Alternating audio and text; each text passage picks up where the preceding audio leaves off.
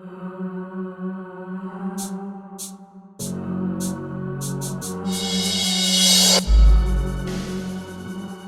name's Dorsey, this is Big Z, and we're back with another episode of The Real Wrestling Show. Dash blog.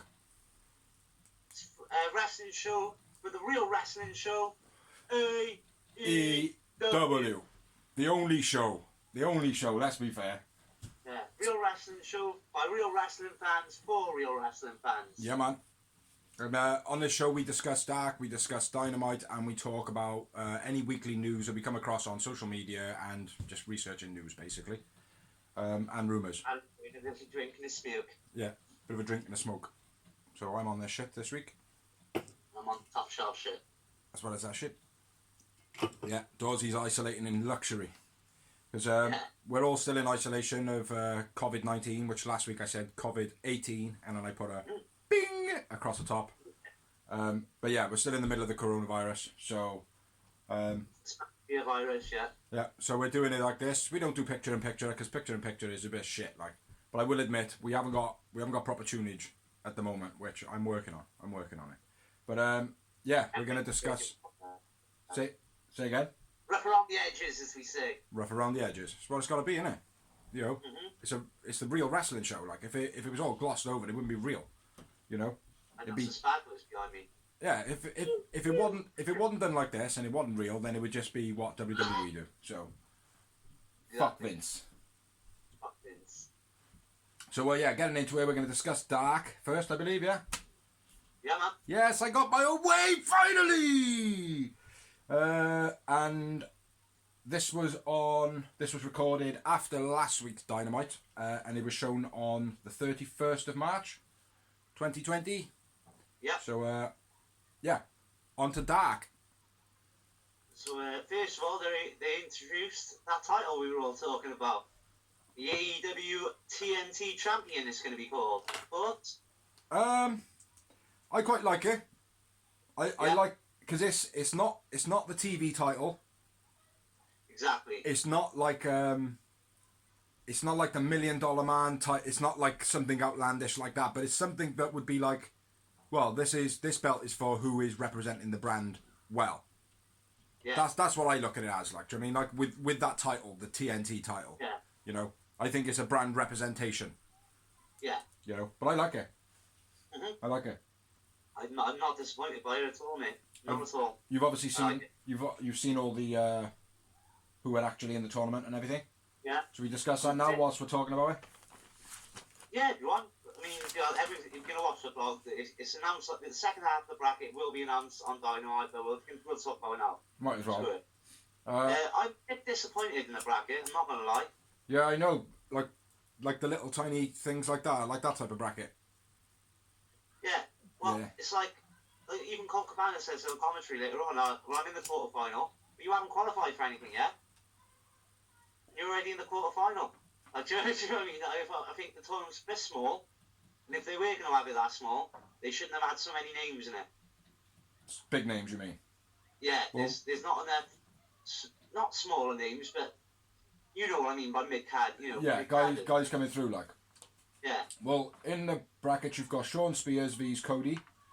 You've got Sammy G vs Darby Allin, and they will, whoever wins out of them will fight in the semi-finals.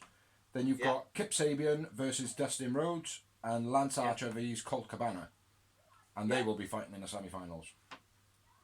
Now, I think Darby deserves to be in there. Definitely. I think Sammy G deserves to be in there. Yeah, definitely. I think Shawn Spears deserves to be in there. Because he's not quite over. I would say Kip deserves to be in there. Yeah. Lance Archer, Colt Cabana. Yeah. I would take Cody and Dustin out of it. Yeah, but I think that's how they're going to match up Cody and Lance Archer, isn't it? I would imagine so, yeah. But I hope they don't. Yeah, me too, mate. You know. I think it's to be honest. Yeah, I think they need to not do. That there's not like Jungle Boy should be in it. Yeah. You know, there's a few names like that stature that should be in it for me. Yeah, Jungle Boy definitely being one of them. Who else we got? It's like maybe a Scorpio Skylark. Yeah. Maybe he could go in it. That'd be a good one. But anyway, that's what it is. That's what the brackets are. That's the tournament that has been revealed. Yeah, and that was at the beginning of the dark. So moving on to the first match, which was a 20-minute time limit. Matt Sells versus Sammy Guevara. So give me the views. I want the motherfucking views. That's not his entrance. That's his blog. Have you watched any of his blog yet? Oh, dude. What we got? Sammy G showing off from the beginning. Just showboating from the beginning. Yeah. Suits him. Played his character well. Sammy G's definitely hot, man. He's one of the hot ones on AEW, lad. Very focal, isn't he? Mm-hmm. There was a bit of a strange bit from Matt Sells. I don't get his gimmick. Where he started wiggling his hips. Yeah. It's like I didn't get that. Like the guy just looks like a greasy snot bag. Yeah. It's like what? Like where is the sex appeal in that? Yeah. It's like you can understand it with Joey Ryan. Yeah. Because he's got that porn star look. Yeah. You know, this guy looks as though he's like literally has not changed after playing a game of rugby. He looks like a wrestler that wouldn't have made it in the 80s. Yeah. Because of his weird sexy gimmick. But that was a bit strange. Didn't really get that. Didn't get his character in total. No. It was a bit of a. I've seen him on NWA, but I'm not positive. Okay. Sammy pulls him up during the pin. Yeah. To punish him a little bit more. Sammy G beastie spin kick. Yeah. Which one? It was multiple. Yeah, I just read beastie spin kick. It probably was all of them. Yeah. That delayed suplex he did to Matt Sells. Yeah. He looked like he really struggled on that. Yeah. He does that on Dynamite as well, he struggled. Yeah. Yeah, he did, actually, come to think of it. Overall, it was a bit of a letdown of a match, really. It was a squash match, wasn't it, really? It was, yeah. It was Sammy G, you know. I think the whole thing was set up for Sammy G to have his little speech after, you know. Yeah. But Sammy Death Valley need to finish. Mm-hmm. And that... Yep. They called it Burning GTS. Yeah. I call it the Death Valley need to finish. Yeah. Because even the commentator says he probably won't like that. Well, let's call it something that it sounds more vicious. Death Valley, knee to the neck. Something like that. But man of the match for me, Sammy G. Yep, Sammy G, man of the match for me too. And I had Uno Momentos. Snap, brother. Yeah. Wasn't anything great in there. No. After the match, Sammy grabs a microphone and says that he's the best ever. Yeah. It basically sounded like an open challenge. It did. Yeah. Came out. No, I know. But there's nobody there though, is it? Because of the whole, coronavirus and whatnot. I suppose, but... I didn't feel as though that... Say again? I didn't like it because of that. If he didn't make it sound like an open challenge, it would have been alright. But because he made it sound like an open challenge, I felt like someone should come out. Yeah, no, I'll go with that. He certainly he didn't sell well on that for me. No. He didn't sell himself at all of like, yeah, I'm the man. Do you know what I mean? Like it's like he is getting across massively, but he's not quite there, unfortunately. But anyway, moving on. 20-minute time limit, and it was a debut. Yeah. Sean Dean versus Sean Spears. Yeah. Again, very kind of like Squash. What's going on? Like, I mean, like, and of course we know that these people, they're obviously filling in because other wrestlers are under quarantine or whatever, and they can't fly out. Like, so they're using local talent that's been in like I believe a lot of these and some of the ones off Dynamite were trained at QT Marshall's training at his school. Yeah, because that's where they're filming it currently, isn't it? Yeah. Yeah. So I believe a lot of these are, and I think that Sean Dean is from there. Yeah. It would surprise me. Starting off a match, Sean Spears, chain wrestling, and schooling Dean. Yeah. You know, it did, like, you know, I've been saying, like, recently, like with Brandon Cutler more, it seems as though, like, they're putting him through training lessons on TV to give him, like, that experience. Do you know what I mean? Yeah. But it's like this one felt very much the same as well. It was almost like it was a lesson, you know? Yeah. You know, right, mate, this is what you're going to feel when you go on TV. Let's go out on TV. You know? Yeah, exactly. But Sean Spears... They mentioned it to the Colt Cabana match last week. Yeah. Yeah, exactly. But, yeah, Spears chain wrestling in the beginning, very, very sweet, very fluent, very crisp. You know, I would say perfect. He's technically sound. He is. It's man. Like his clothesline was beastie. All he says beastie's fine buster. Yeah. Oh, did you hear Cody say Spears' tattoo on his arm? Yeah, it used to be a Brahma Bull. Is a cover up of a Brahma Bull. He won't like me saying that, but fuck it, is what he basically said. Yeah. DVD? What the hell is a DVD? Death Valley Driver. Oh, DVD. Yeah. Oh, I thought they said DBD, as in doors, bigs, doors. No, oh, okay. DVD. Yeah, DVD to finish the match. Sean Spears wins. Sean Spears, man of the match. And I had one moment in the match. Zero. Who was your man of the match? Spears? Yeah, man. Yeah. It was inevitable, really. Mm-hmm. Now, this next match was a bit different. Yeah. Again, he wasn't debuting this guy, was he, Preston Vance? He's been here before. No. He's been once. Yeah. Been here once before. Trained by QT Marshall. Yeah. He impressed me, man. Yeah, he was good. He certainly had good presence. You know, his body looked like a wrestler. You know? Yeah. Looked the part. He did look a little bit like who's that guy in NXT, that Santino guy, or San Marino? Tabalina, Samalina. Anyway, he's got he's like almost like a Geordie Shore Essex type guy. Sabatino. Sabatino. Yeah, I know you're on about. Like his face was kind of a little bit like him, very like Joey Essex. Like, not Joey Essex, bloody I Am Essex or whatever the program is like. Yeah. But other than that, yeah, he looked like he had a decent look to him. Do you know what I mean? Yeah. But right off the bat, yeah. German suplex. Darby Allin's on top rope going, like German suplex off the top rope with beast. Yeah. Takes advantage of him. That match.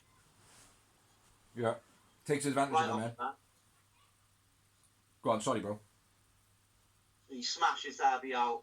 Darby on the outside loads on the railings and that. What have I written here? I've written Darby jumping onto Vance. Strange transition into slam. I think that was a bit of a botch. I can't remember. Yeah, it was.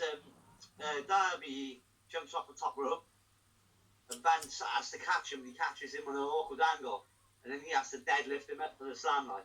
Yeah, and he kind of puts his. No, that was on Dynamite. That's what I got written here. Yeah, I know there was some sort of thing. I probably mistaken, but yeah, go on. A big slap from Darby. Big slap. Yeah. But empty arena, make it sound bigger. Yeah. Diving Darby through the lower ropes. Yeah. Very nice. Beastie pump kick by Vance. Yeah. He showed real good ability though, man. It's like other than what I've got as a finish, I got Vance showing very good ability. He's got a good look and a pretty good moveset. Yeah. You know, so he is like one of those wrestlers you can look at and be like, oh yeah, he could do that move, and then he's kind of got that move. Do you know what I mean? Like, it's, you know, with one move, you know what I mean by this. With one move, you can kind of go, oh right, okay, that move would suit that guy and that guy. Like Taz, you look at Taz and you see him do one suplex, and you're like, he should have that suplex and that suplex and that. Do you know what I mean? Like, but yeah, I was thoroughly impressed by him. I gotta be fair. Yeah. Darby didn't outshine him. Darby didn't outshine him in this match. No, not at all. It's like I say, did a BC bump kick. Darby's little base suicide into the guardrail. Yeah. Beast. Darby or some line assault. Page out of Jericho's butt. His line assault was beast. It looked a bit blocky though. It looked a bit. It's one of those moves that the other person receiving it has got to take it really well. Yeah. But it looked like he went down slightly off. But it's probably because where Darby is so slight, he's a smaller dude. Yeah. It doesn't look like a bulk coming over. It looks like a skinny dude. Do you know what I mean? Like, so it probably is that. But yeah, it is an impressive thing from him. You got anything else? I got the finish then. Yeah, I got the finish myself then. Over the shoulder stunner into coffin drop. Yeah. Good coffin drop. Good match, man. Like we said, but for a no-namer. Yeah. It was only short. Alex young himself, like, so. It was only a short match. You know. But yeah, I thought it was a pretty good match. Man of the match? I went with Darby. I went with Vance. I was close. I was close. No, for me, he did outshine in this one. I went 3, yowie wowie. I had two Maui Wowies. Yeah, I think it was the match of the night for that. Yes, definitely. Most definitely. Moving on to the main evening. And it was Fabu. Fabu Andre. You saying Sabu or Fabu?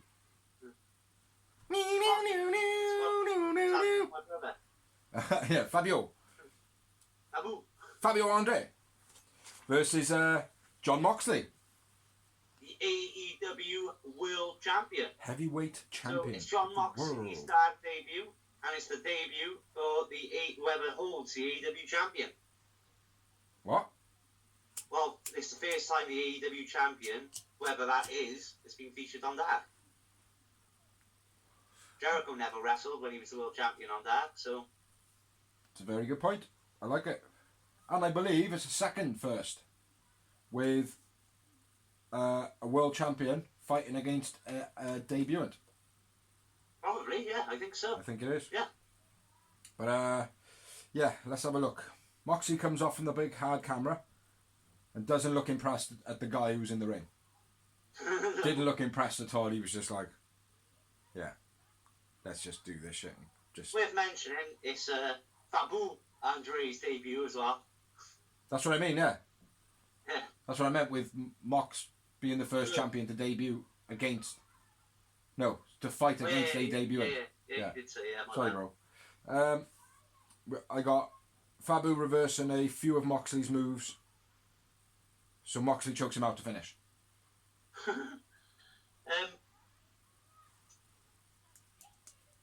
Pile driver by Mox into SDF. Squash match. Yeah. That's exactly for word for what I just wrote. Which is Fabio reversing a few Mox moves so Moxley chalked him out. Yeah. That sounds the same. Yep. I haven't written man of the match because I don't think I need to write it down on this page. Moxley. I've written it, but you don't need to write it. Yeah. Mox man of the match. Moxley and 0 moments. 0 moments for me too, brother. After the match, we had Hager comes out, chokes Moxley out, and gives him a cheeky little slap. Wake him up, just so that I know I can do it all over again. Yeah. Good, man. I thought it was a nice finish to the show. Yeah.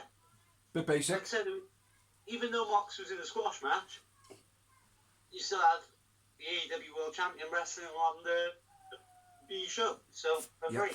So you can't fault that. But yeah, I thought it was a decent way to finish up the show. Yeah.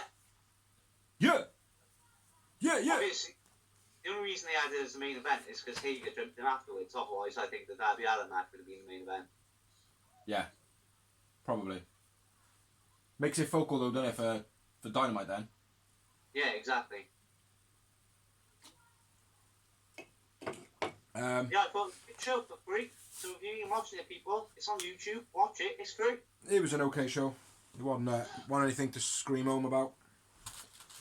Well, no, I mean, we've discussed this before, and like I said to you, bro, it has become the proper B show now, isn't it? It's not got, like, in the beginning we had Joey Janela versus Kenny Omega in a hardcore match. It was beast, like, I mean. Yeah.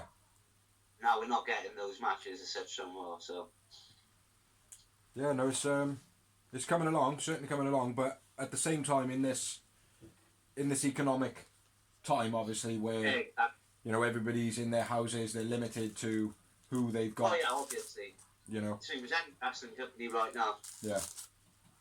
It's like Impact have cancelled all their tapings, haven't they? I'm not sure.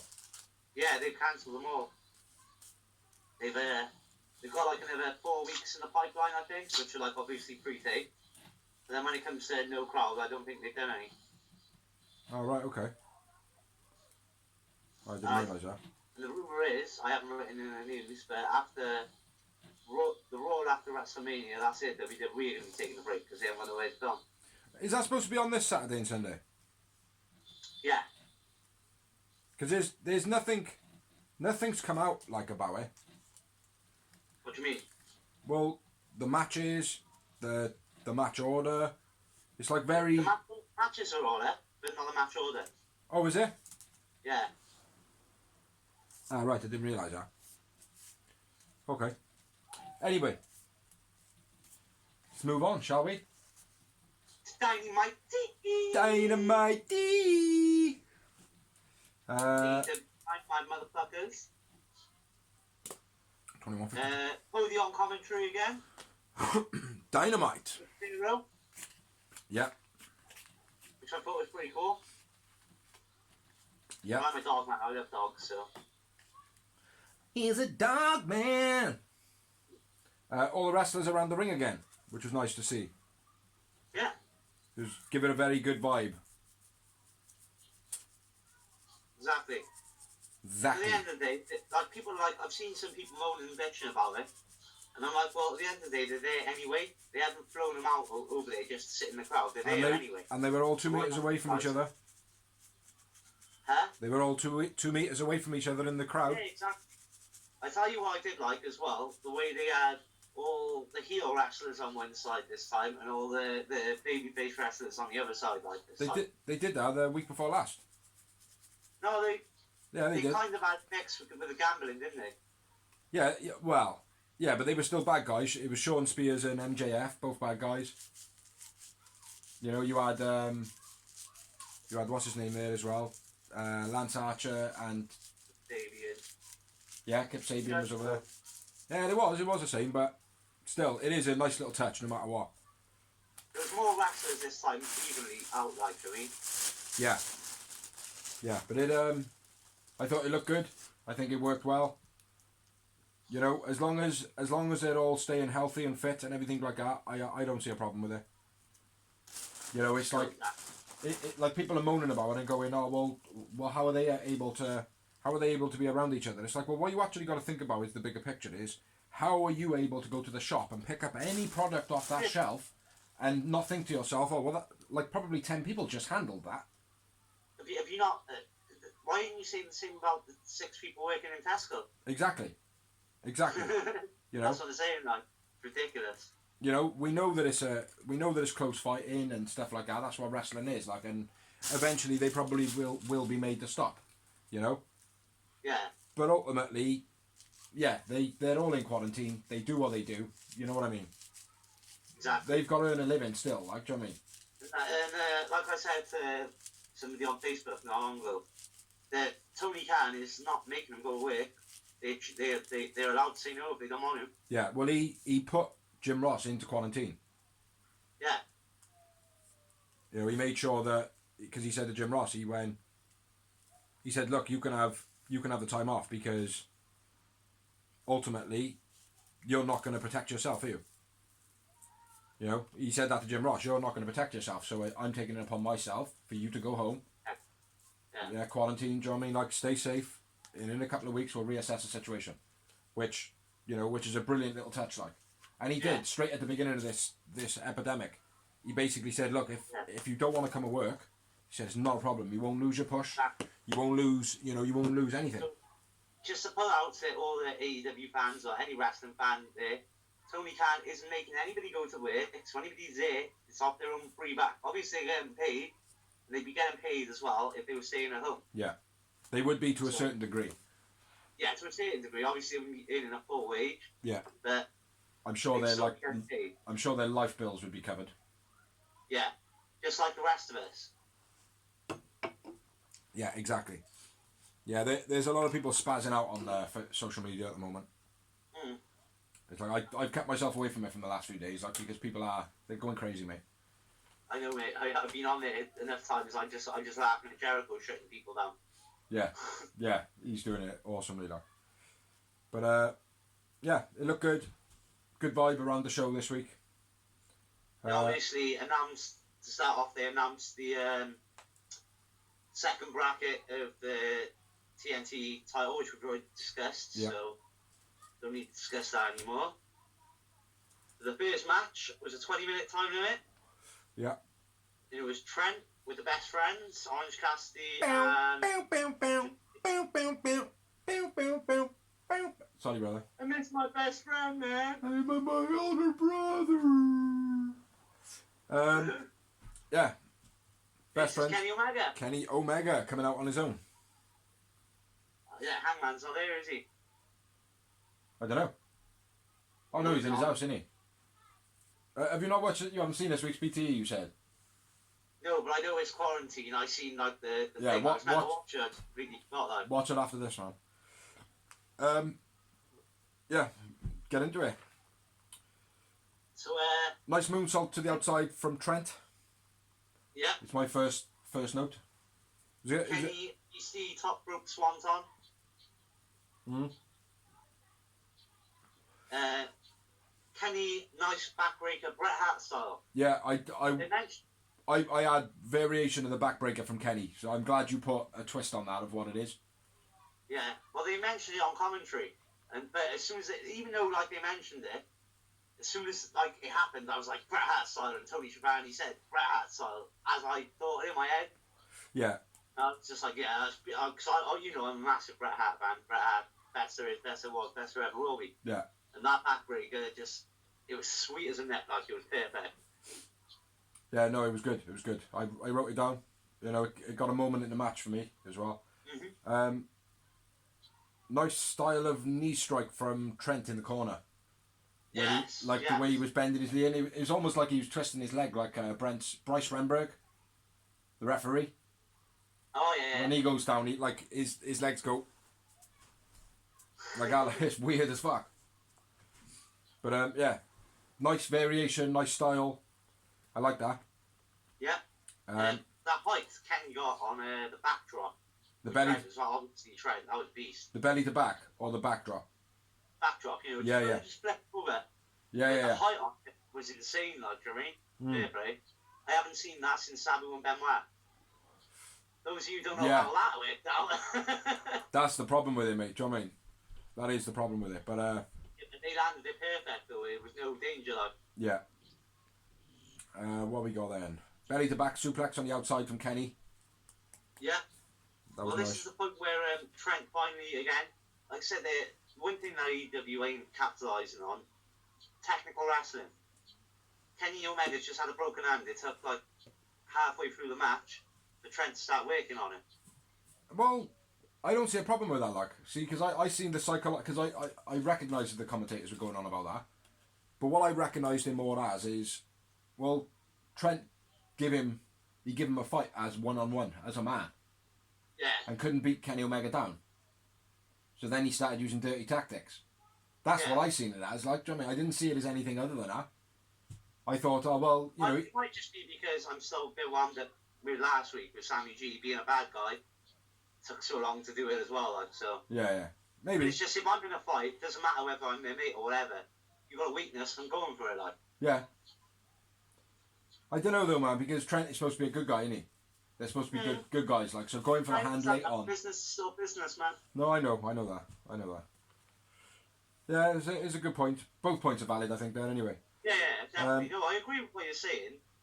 Completely, like, but it's just, it's happened too often. That's what I mean. So, because it's happened too often, it's like, it kind of waters down, if that's what they were going for, it's watered it down. Yeah. Okay. Yeah, I see that angle. I don't agree with it, but I see that angle. Don't bitch. Powerbomb. Kenny throws Trent into the building post. Yeah. That was pretty sick. Yeah. Very unique.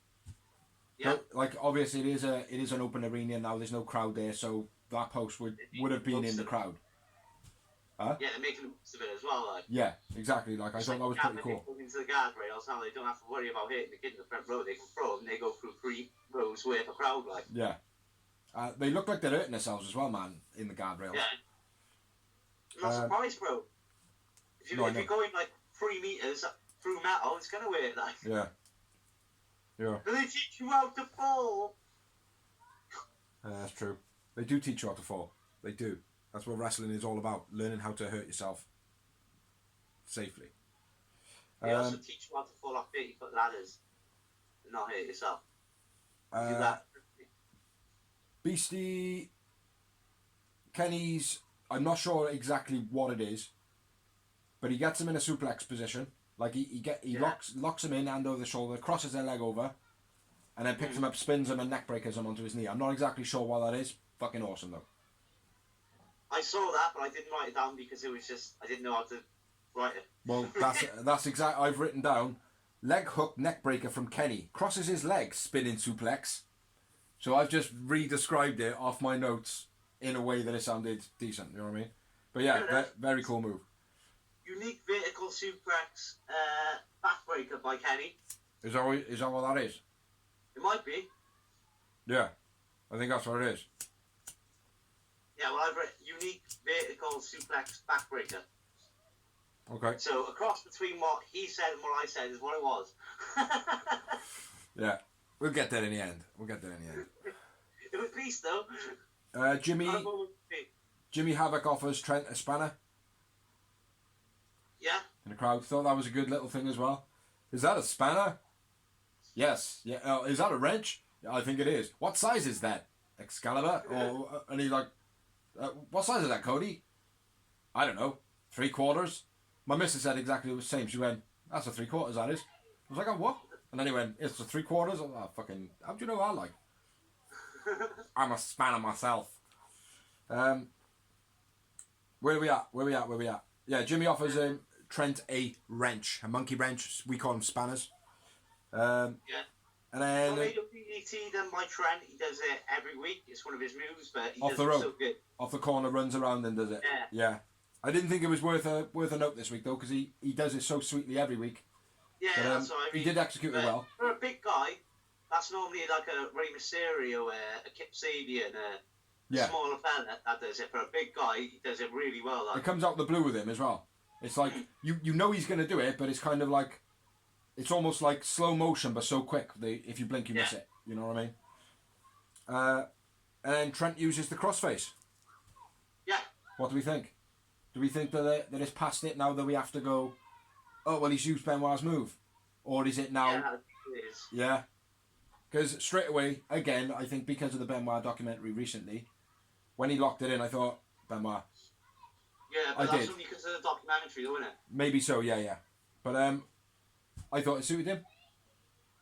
You know? I think I haven't got a problem with anyone using anybody else's move as long as they do it well. Exactly. Yeah, if someone's going to use... It's like, the thing is, when someone does does that move and they do it and it's their finisher, they do it spectacular every time.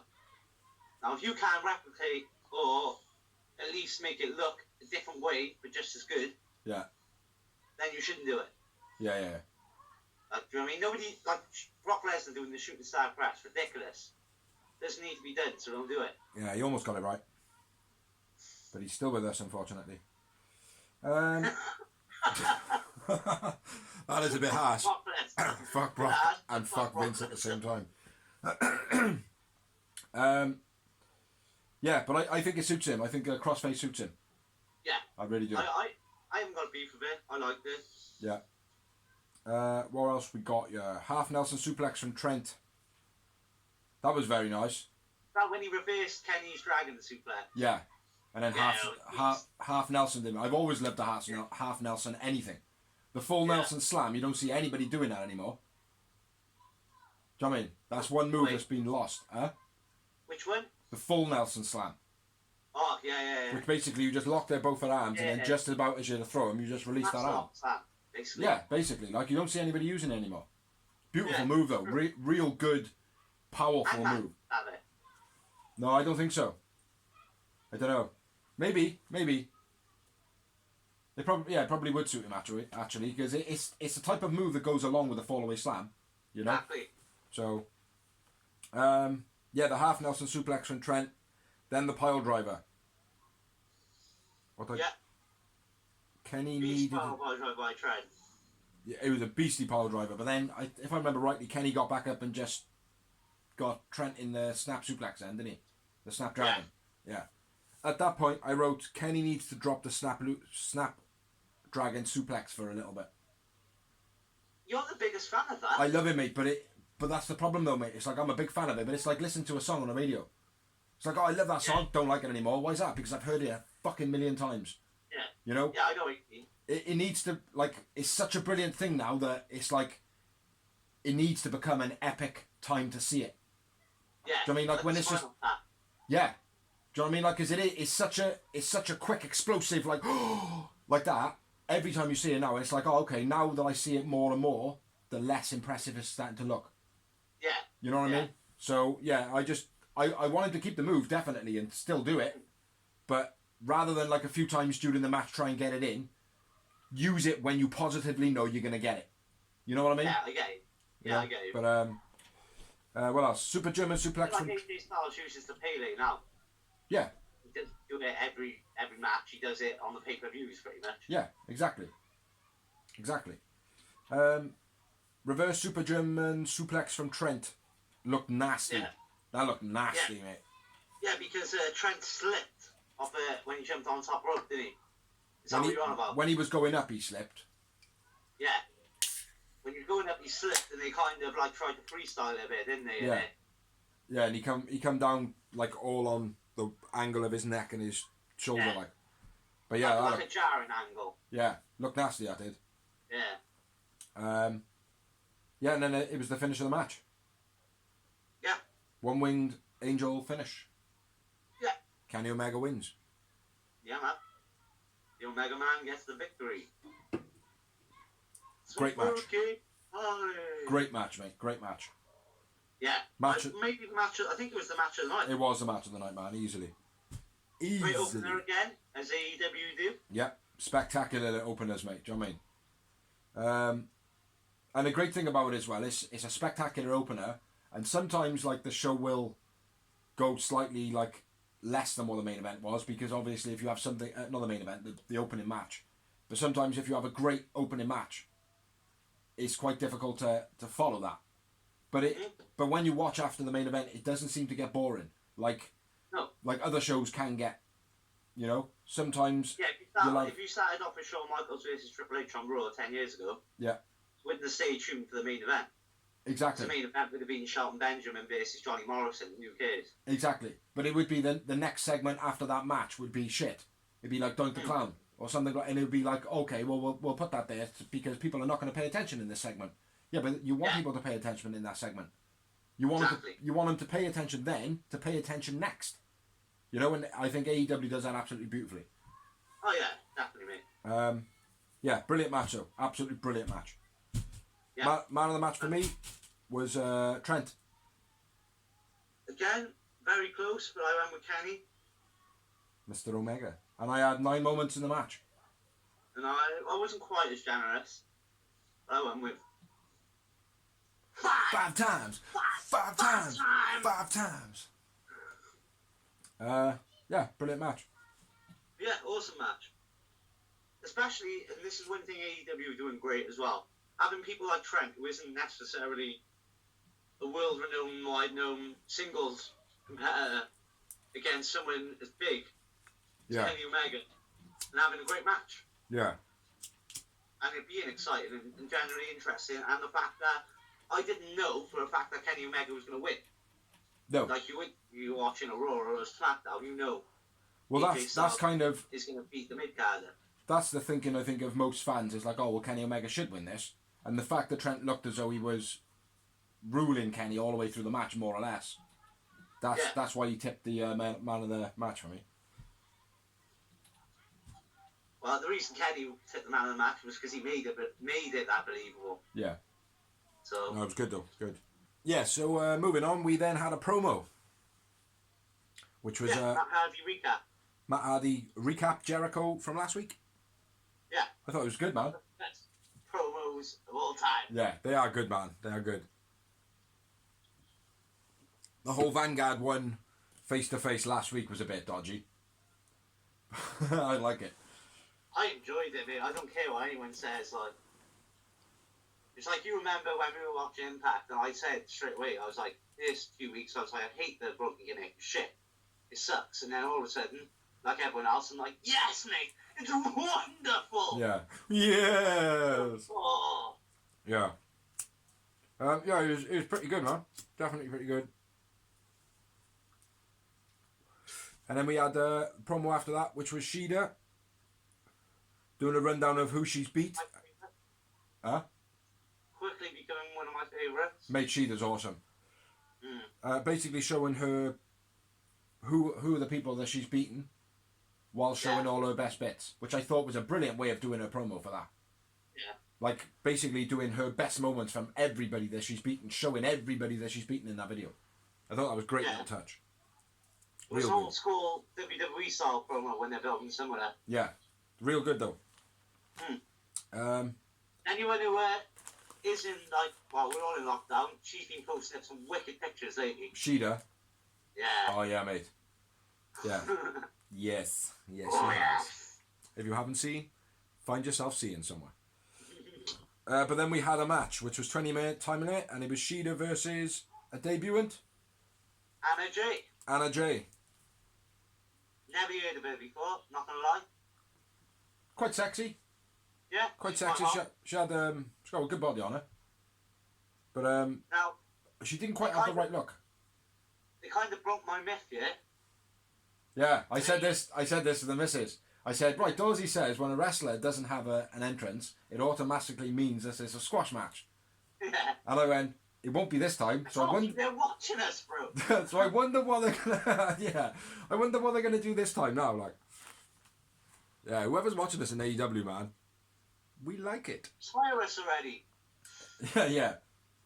Well, why would they need to? They just steal our ideas. It's all good. I don't mind, mate. I just get on with my normal life. Do you know what I mean? Like, I'd love to do something with that company, but it is what it is. Yeah, imagine now they're stealing our ideas for free. Thieving bastards! Actually, deport this knowledge for money. Yeah. For me, it would be. I mean, it's the best show ever. But sprinkle a bit of Phenomenal One and a bit of the Big Z on it. Mm-hmm. It'd be the best cake you ever had, man. Fucking right, man. But yeah. Anyway, getting back. What? So my myth is broken, bastards. Yeah. So back to reality from Fantasyland. We had Shida versus Anna Joy, who was a debutant. Yeah. Or debutante, I think it is. Debutante. They advertised during this match, right at the beginning, AEW doing culture shock t-shirts, which support autism. Mm-hmm. Which is a good cause. Very good cause. Isha's stepbrother's got that. Okay. And so was my married in stepbrother. My one of the boys in work as well, his son's autistic, and also big shout out to Tom. Hey Tom, he's autistic as well, which it is a good cause because there seems to be a lot more of it these days. You know, I know they say the internet, blah blah blah. Now you know more. It's like, yeah, but I didn't know anybody as a kid that was autistic. Like maybe one, you know. Maybe one or two, but, you know. Yeah. But yeah, it is a very good focal thing. Same as that sensory included, that Brandy does. Yeah. For anybody with, like, being around loads of people and stuff like that. Very, very inclusive. Brilliant thing, like, brilliant. But yeah, let's get back to the match, man. Let's get back to the match. Shida dropkick when they were throwing each other off the ropes and whatnot, and Shida threw Anna Jay into the ropes, and then she drop kicked her. Like even if she had bounced off the ropes, Shida wouldn't have hit her with that drop kick anyway. She would have been on the floor already. It was well too early, man. Well too early. And I'm very shocked at that as well from Shida. Very shocked, because normally she's on point. Nice little wheel backbreaker by Shida, though. I like that. Yeah. Does that well. Reminds me of Jericho when he does it. Mm-hmm. Yeah, very crisp, very precise. Orange Cassidy sign in the crowd. I thought that was a brilliant message. Like what he was trying to get across. Huh? The blank sign. Yeah. I thought it was a brilliant message. You know, he got exactly his point across perfectly. You know? You can interpret it however you like, but it got across perfectly. Nice Everything will be all white. That's how I interpreted it. Everything will be all white. Yeah. It'll be all white on a night. Nice suplex from Shida. Scoop slam, bomb from Shida to finish. Well, Britt breaking mouse off from the crowd. Yeah. She's eating a burger while hitting her with a shoe. That was after the match. That was after, sorry, my bad. Nice kicks by Anna Jay. She had some impressive kicks. Yeah. Very sexy. Very sexy looking woman though. Scissors by Shida. The what? Nice head scissors by Shida. Yeah. And Shida hits the finish. Shida man of the match. Me? Well, I've got Anna Jay as the man of the match, even though all my points were about Shida. I don't know why that's happened, but yeah. After the match, well, obviously you thought she was impressive. I thought she was reasonably impressive. I think she had the right look. I think she moved around the ring well. She sold like bitchiness well. What you would kind of expect from a new wrestler coming in, but not somebody who's expected to be squashed. Like, I knew you thought it. Oh, another squash match. I knew you thought it. Do you know what I mean? Yeah. And that's why I had the sentiment of, Dozie's going to think this is a squash match, and I hope that it isn't. You know? And I had a feeling it wasn't going to be. Because of the way she looked. You know, she had something, certainly. You know? Yeah. But I didn't have many notes at all in this match, to be honest, mate. Well, no, I've read you all mine. Yeah. I only had one Yowie Wowie moment. Same as me, one. But after the match, Shida faces off with Britt Baker, kind of, because you said Britt Baker was mouthing off whilst eating a burger. Shida kicked the guardrail where Britt was. Yeah. And then Britt Baker took off her shoe and showed it to Shida. Yeah. She literally went... It smells, doesn't it? It smells. You can smell that, can you? Yeah. Whilst eating lunch. And next up we had a Hager / Mox promo. Promotive. Yeah, I thought it was done well. It was done very well, man. It started off with like kind of an overview. Then it was like interviews by each of them, and you had Hager, Mox, Jericho, Mox. Then you had someone else. Then you had Sammy G. Then it was back to and it was a mishmash and everything, but it was all new footage, which was good. I like the way that they're playing the Inner Circle as well, where Jericho is being a stand-up guy in a sense where he's like, well, as long as one of us is the champion, we're all the champion. Yeah. You don't see that with wrestling. No. Where it's normally straight away the jealousy angle. It's a bed, like, I mean, where Jericho would be like, well, you know, Hager can beat up Mox, but I don't know if he should be the main guy. Like, yeah. I mean, yeah, like, exactly. It's the jealousy kicks off straight away usually. Yeah. Like, yeah. What have I got? I did find one thing in it a little bit weird.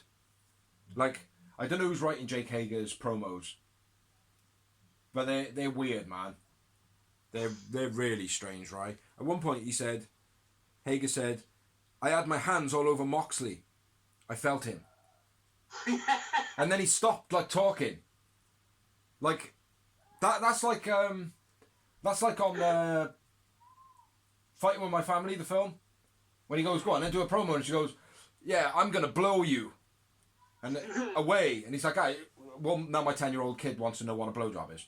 Do you know what I mean? Like, and it's kind of, it's that, and it's like, I had my hands all over Moxley. I felt him. And then he goes on about something about blowing. Do you know, and it's like, I know that's a play on words, like, do you know what I mean? Like, but he said something like, I want to be below him. And it's like, that is just, the whole thing is just a weird fucking... You can look at it and go, that was just fucking odd. You know what I mean? Maybe I'm looking a little bit too much into it, like, but I just felt like whoever's writing his promo was either ribbing him, or he's written his own promo, or he's done his own promo and he can't promo for shit. Which I'm thinking the second option seems more like Jack Swagger from back in the day. Yeah. Yeah. So, but I had my hands all over Dawes. I felt him. Weird. But yeah, the promo ended up being no holds barred, Moxley vs Hager in 2 weeks' time for the belt, for the AEW World Heavyweight title. Which by all accounts is already pre-taped. I don't know. But what I find though is this promo, and a lot of the promos they do in AEW, they give it a load of substance where it didn't have substance. It's like Hager made his presence known a bit just by like turning up, beating him up, hitting him with a bin, blah blah blah. But then this actually give it substance. It give it the reason why. Yeah. You know what I mean? Like other than that promo there, it didn't exist. Yeah. And it also didn't come across like, oh well, they did that promo because they needed it to exist.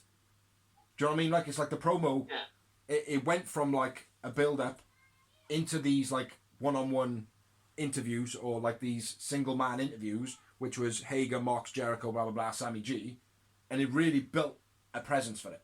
You know? Yeah. I thought that was brilliant. So yeah. For someone who doesn't claim to be an entertainment business at killing the promos. Yeah, damn right. And even though in the beginning they were like, it's not going to be all about promos, it's going to be about the wrestling. But then the fans have said, well, look, we need more promos. And there's two things. There's number one, you need storylines in wrestling. You can't have wrestling without storylines. It's not right. No, it doesn't work. Just like you can't have soap operas without storylines. There needs to be a reason to get behind these people, or to hate these people, or to root for these people. Otherwise, why? Exactly. So there's that, and also they're being forced into it with the situation we're in now. They can't just ring a bloody Jeff Cobb and go, right, we need you to come to AEW tonight, bro, and have a match. Mm-hmm. They can't do it, like you mean, where they've been able to do that in the past life.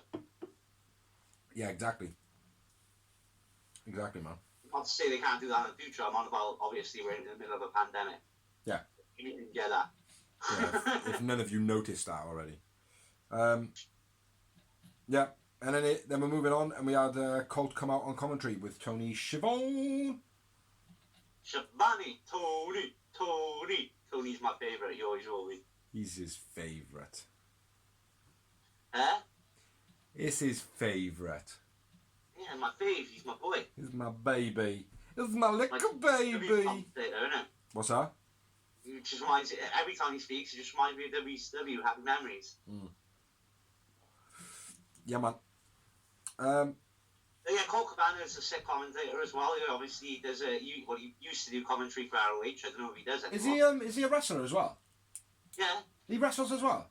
He wrestles as well, bro. Fucking hell, I didn't know. I thought he was just commentating. Just commentating. Does he wrestler as well? Does he do podcasts? Podcasts? Yeah. What are they? Like what we do, yeah, now. Right, oh yeah! Blog! But he wrestles as well, though, yeah? Yeah. Cool. Former NWA North American champion. Won a few titles in ROH as well, I expect. But he definitely wrestled. Definitely wrestles. Could you find that out if you just did a simple Google search? You can find that out if you're a fucking wrestling fan. Simple as that. There we are. There we go. But yeah, Colt on commentary. He is a wrestler with Tony Schiavone. And moving on to the next match. Yeah. 20-minute time limit. Wait, there am I. And we had Marco Stunt versus Lance Archer making his debut. In-ring debut. In-ring debut, yeah. Straight away, Marco come out.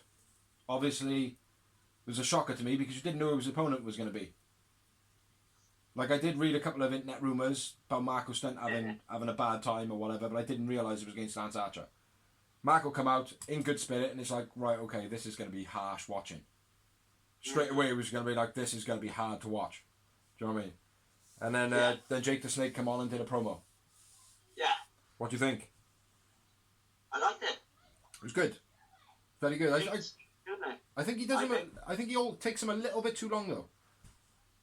A little bit too long. He adds a little bit too much to him. But he basically come out and said, stop playing games. Stop playing games. You know what we want. Yeah. And we're going to which is a match against Cody. Yeah. Which is why I said earlier, I do think, unfortunately, the final will be Lance Archer versus Cody. That tournament, yeah. Yeah, Lance Archer takes someone out before even starting a match. Yeah, a camera guy or something. I've no idea. All I know is he was booted. He called him a utility guy. Okay. Yeah. So where do we start the bullying? Beastie release suplex by Lance Archer is my personal. Release suplex to Marco. Bad, I wrote.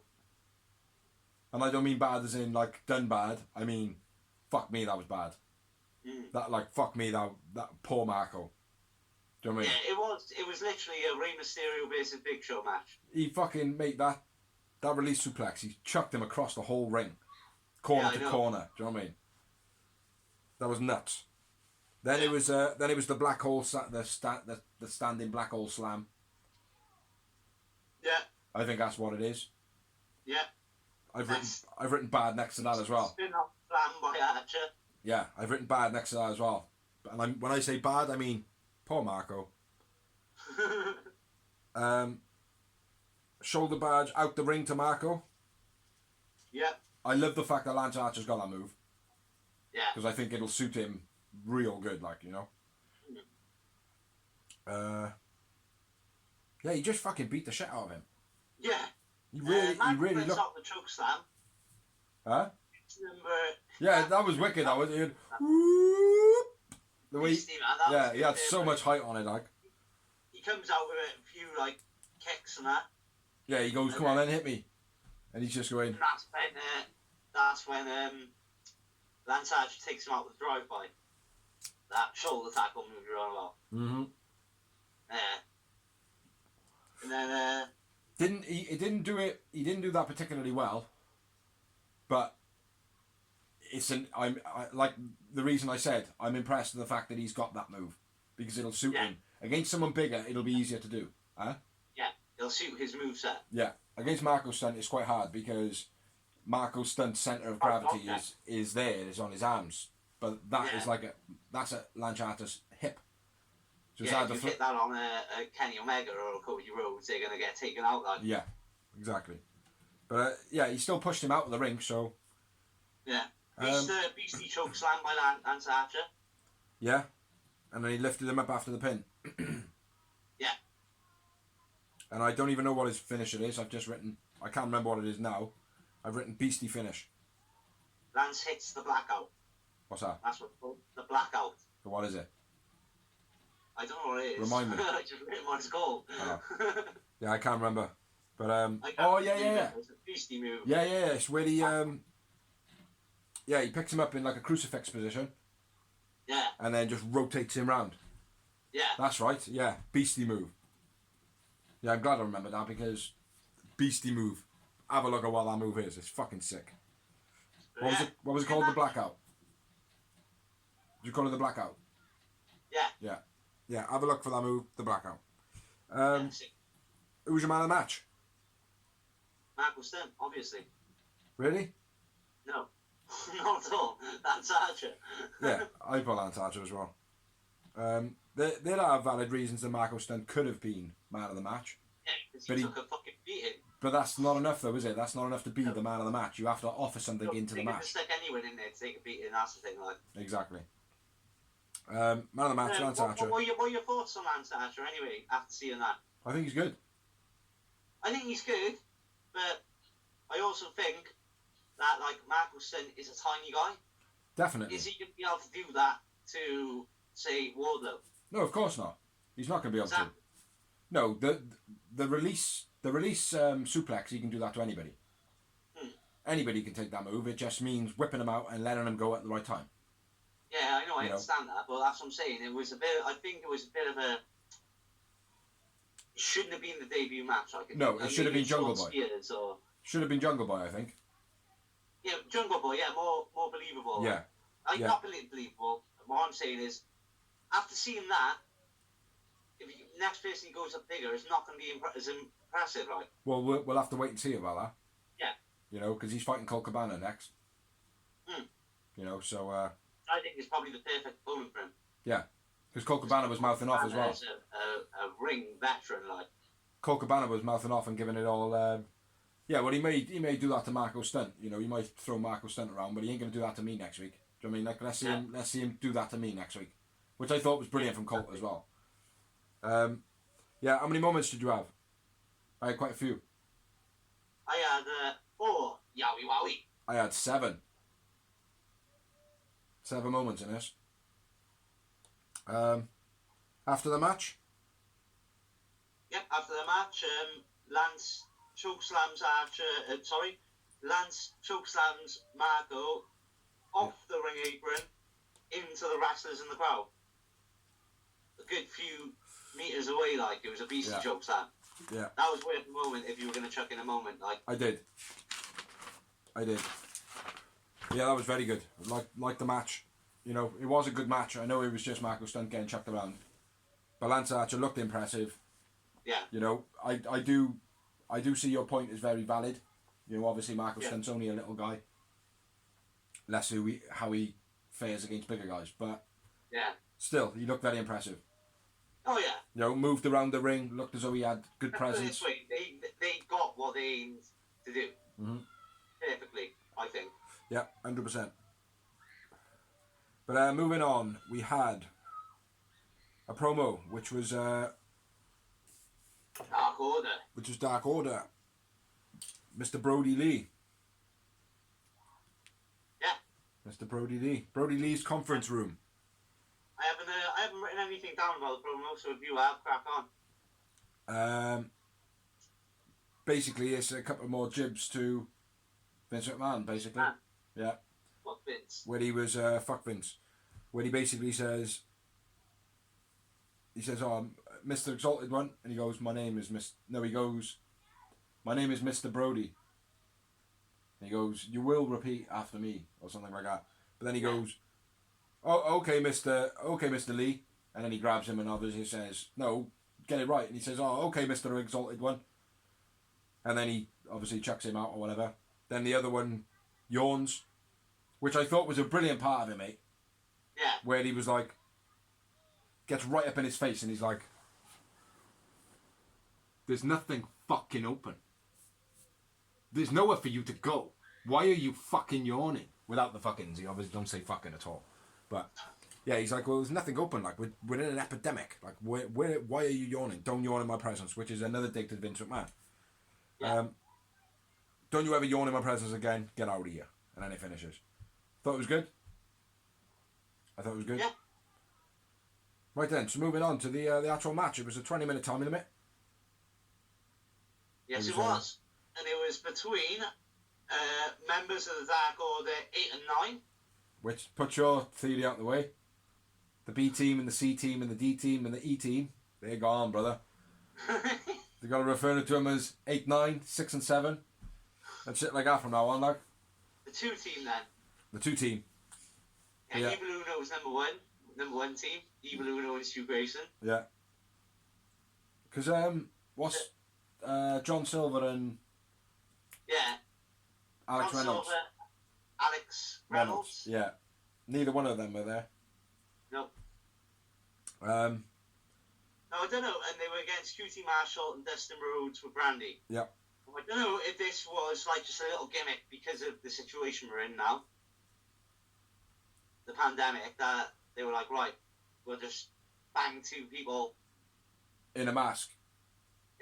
Yeah. Because they've already got credit just being in the Dark Order. Did you have any...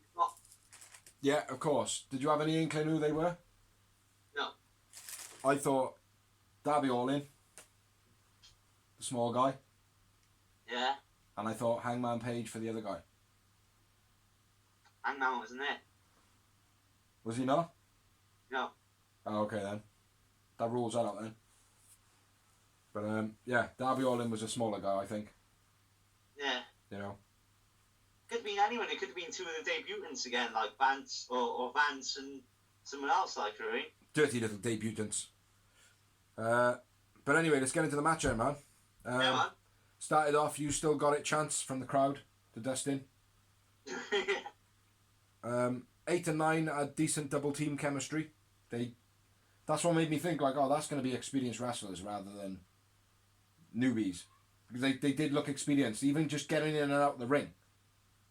Just like when they were tagging and getting in and out, they were getting in the ring like an experienced wrestler would. You know what I mean? Yeah, but imagine, like, being like a Vance whatever, and a Maxell, for example. Like, if you've got that mask on, nothing to lose, like, No, of course, I get that. Yeah.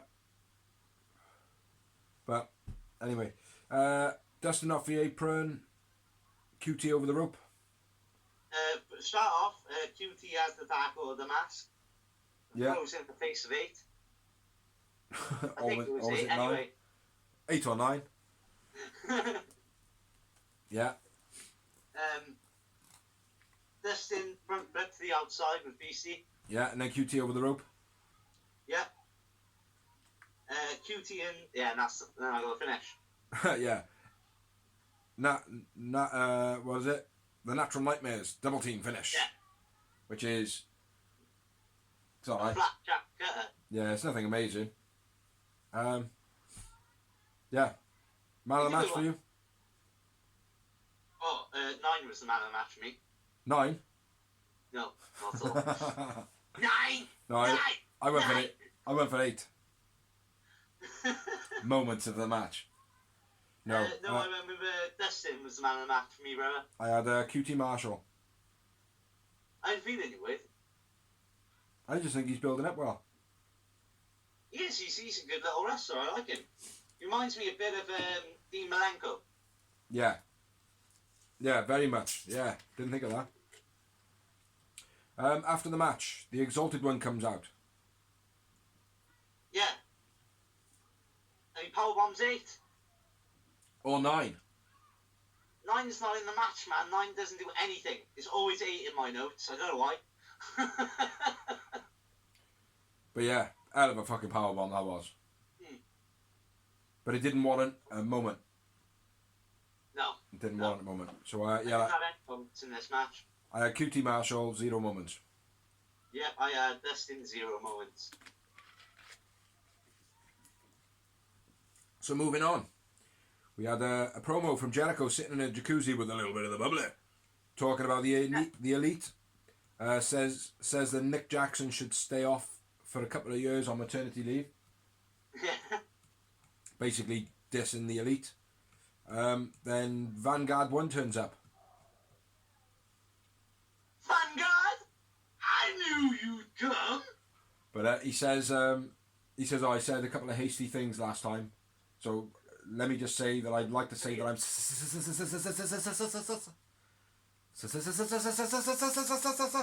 And I know you can appreciate those words. Doesn't actually say sorry. He just basically says, I know you can understand that. That's cool. Where are we at? It gives him the cutest, tiniest wrestling t-shirt you ever did see in your entire life. Yeah. Puts it on Vanguard and then he... Vanguard just fucks off with it, like. Release the hounds! Yeah. I thought that was awesome, mate. And then all those Labradors coming out like in that little tiny Shih Tzu. I thought that was brilliant, man. Oh, quality.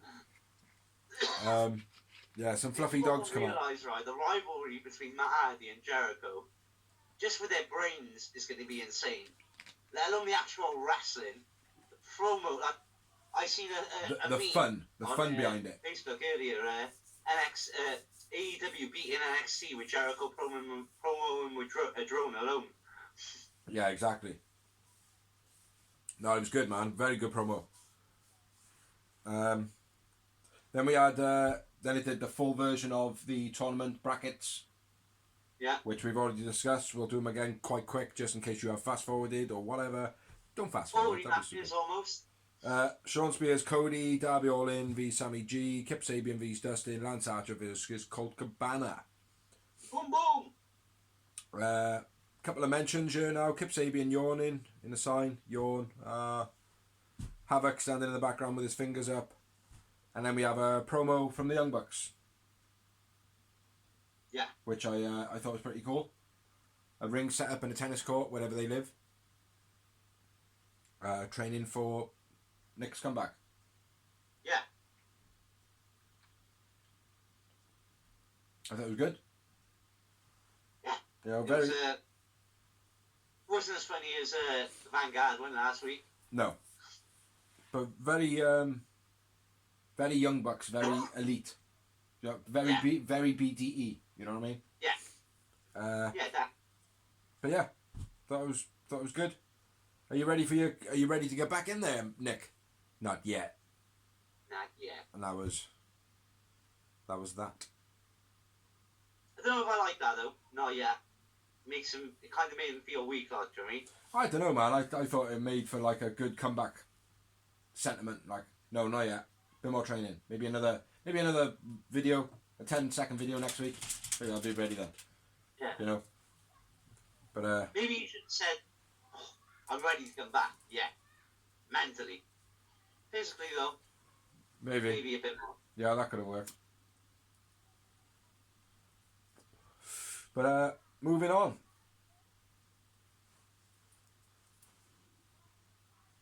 In 2 weeks' time, we've already mentioned it. We've got next week. Sorry, we've got Spears versus Cody, the first tournament match. Yeah. In 2 weeks' time, we've got Jake Hager versus Moxley in, believe it or not, a no-crowd arena. With a no holds barred. No holds barred either.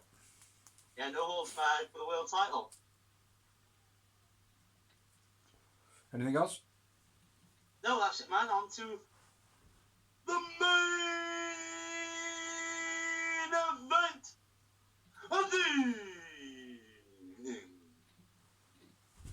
Which was between Sammy G with Sean Spears versus Darby Allin and Cody.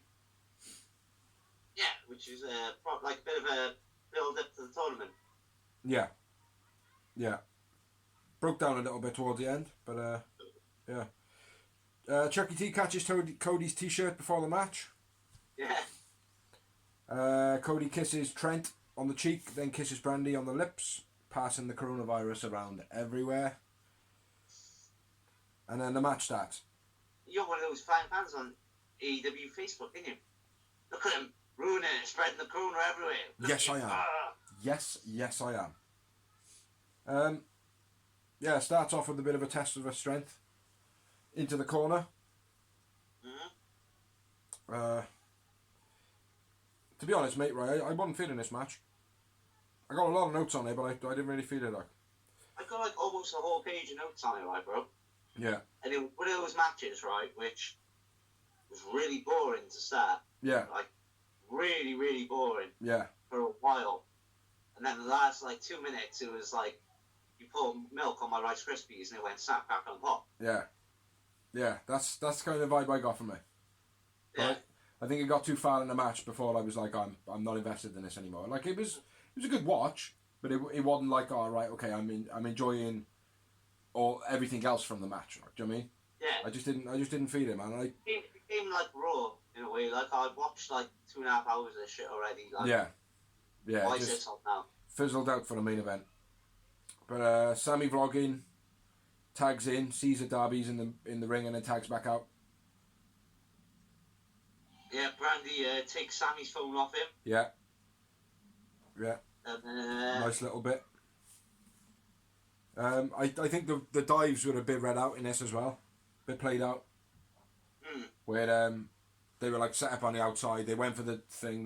They were like, that ain't gonna happen, and they walked around and they dived out. I knew it straight away. As soon as they were thrown out, it's like, right, we're gonna get some dives here now. You know, didn't enjoy that at all. Thought it was a bit read out. Darby headbutting Spears' hand.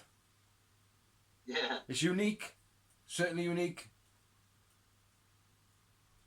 But Sammy knees Darby was beast in the face, breaking up the cover. Then Sammy takes advantage. Yeah.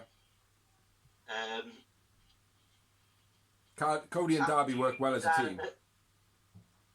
Sammy G and Sean Spears still gambling during the match. Yeah. Where is it? I got that somewhere. That's on it, yeah. Well, then you should go then, because you've obviously got more than me. Not a great deal. Darby falls well. Yeah. Say that much. When he got knocked out the ring and the way he went out, like he crumpled out the ring, still made it look awesome. Sammy fucked up the double stomp to Darby. Yeah. And then that's when they started betting. So I'm up with you then. A nice vertical suplex by Sammy G. Yeah. Although he did struggle. Yeah. Darby counters the vertical suplex by springing off the top rope. Yeah. Gets the that was beast. I like that. Yeah. And then gets the hot tag to Cody. Cody does a sharpshooter, which is the first time I've seen him do that. Okay. For a while, anyway. I thought you did it the other day. Cody does the figure four, which he did straight after, but he did a nice sharpshooter. Yeah. Sammy G doing the running shooting star press, reversed by Darby. A little bit sloppy. Yeah. It's good, but a little bit sloppy. But then that's when you said earlier on in the dark where you said he kind of readjusted and then slammed him. When Sammy G did the shooting star press and then he caught him on his back, he didn't have him properly either. He was just kind of slumped over him, but he managed to have hold of his arm and then just dropped backwards. It was very sloppy. Sammy G does fold up very well though. Yeah. And then Sammy G goes for a top rope cutter, gets caught in the crossroads. Yeah. Which a harsh crossroads it was. Yeah. Looked a lot better and more comfortable than some of the others he's taken. Cody. And then gets knocked out of the ring, gets jumped by all the heel wrestlers. Yeah, beat up by the crowd. Jimmy Havoc hits him with a spanner, wrench. Britt Baker knocks him with her heels while still mentioning cheeseburger or whatever she's mentioned. Yeah. And then Darby was on the outside then, getting hyped as hell to get in the match. He's like looking like fire, mate. Yeah. Cody almost fucked up the moonsault. Sammy does the holding vertical suplex. On Cody, he really looks like he struggles, so Cody on that one. Yeah, he's a big lump, Cody, mind. Yeah, I know he is. So don't do the move. Yeah. Cody almost fucked up the moonsault. Yeah. Oh, he's definitely man. Jesus. And then Darby's dives. The first one was sick. And then the second one, Spears caught him. Yeah. Like, I don't know. Don't know what that is. I can't really remember. Sammy G missed on a drop kicks Darby off the top rope. Yeah. Over the guardrail. That was beastie. And this is where the Sammy G did the ninja kick to Darby on the rail. Yeah. I thought that was a bit shit. Yeah. I thought it looked shit. It looked like we were kids and we were experimenting. We were like, oh, do you think that'll look good? Yeah. Oh, give it a try. It's like, I think it's why RVD's leg drop looks so good. Yeah. You know, you need to do it that way. Yeah. You know. But yeah, I thought it was a bit poor. Darby climbing the building post. Yeah. For the coffin drop. I thought that was very sick. Yeah, double coffin drop. Beastie. Yeah. And then we had the chair distraction in the ring. Yeah. Quick roll up from Spears to Darby. Yeah. And that was the main event. Yeah. Who's your man in the match, brother? I had Spears as my man of the match. And if I had Cody. Both the seasoned ones in there. Yeah. And I had 3 moments. 3 tosses. 6. 6. Nice. After the match, Darby lays out Cody. Yeah. Boom. Chopper. Yeah. What do you think then? Was that a heel turn or was that just frustration? Frustration. Me too. Yeah. People were like, oh, what do you think of Darby's heel turn? I'm like, what heel turn? Yeah. Because in the beginning as well, like when Cody come in and he like tapped him on the leg, first off, like, and Darby just kind of rolled his eyes at him, big time rolled his eyes, like. Yeah, no, I thought there was a good bit of storytelling in it, but nothing. There was nothing really focal in it at all. Yeah, exactly. You know, the Darby and Sammy G, like, rivalry didn't seem to get off in this match. You know, Cody V. Just that rivalry's done. You beat him already. Yeah, I know, but still, you'd think there'd still be. He's moved on. He's on to the next member. You'd still think there'd be a little bit of animosity there. Do you know what I mean? But yeah, it just didn't make much sense for me. The main event. It was good. The main event. Even though I gave it 6 moments. What would you rate the show out of 10? Well, all over Dark and Dynamite, or Dynamite, whichever you want to rate. 6. 6. I think I went with 7. I did actually just read it, so I could actually say it, but then I forgot. 7. 7 out of 10. Well, I've lost my fucking news now. Fuck me. There we are. So yeah, that was Dynamite. First match, absolutely brilliant. The rest of the show then was, well, first match brilliant. The Lance Archer debut, pretty good. Yeah. And then everything else I think was average. Yeah. You know, promos were very good, but yeah, that was Dynamite. So we've got Dark out of the way. Best in the show of the week though. I've watched them all. Yeah. Raw was ass of an all.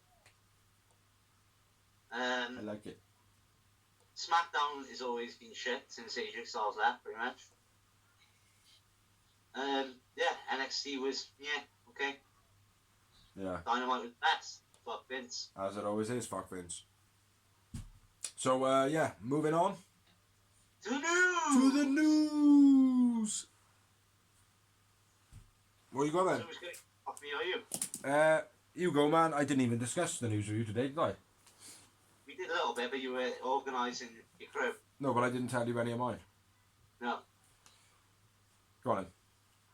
You go first. Right, Brock Lesnar kicks off the WrestleMania tapings. Okay. Basically, for the first time in his life, he done something decent, I think. Well, did he wrestle full time for once?